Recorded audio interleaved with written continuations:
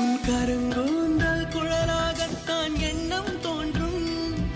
உன் காதோரம் உரையாடித்தான் ஜன்மம் தீரும். உன்